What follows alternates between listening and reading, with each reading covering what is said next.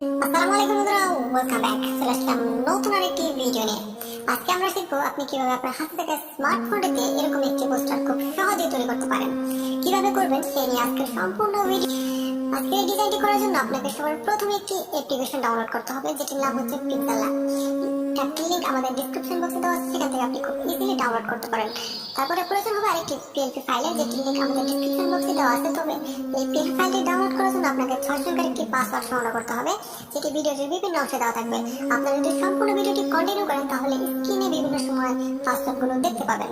অবশ্যই পাসওয়ার্ডগুলো সংগ্রহ করে পিএলপি ফাইলটি ডাউনলোড করে নেবেন। বাকি কাজটা কিভাবে করবেন চলো আমরা দেখে নিই মোবাইল স্ক্রিনে।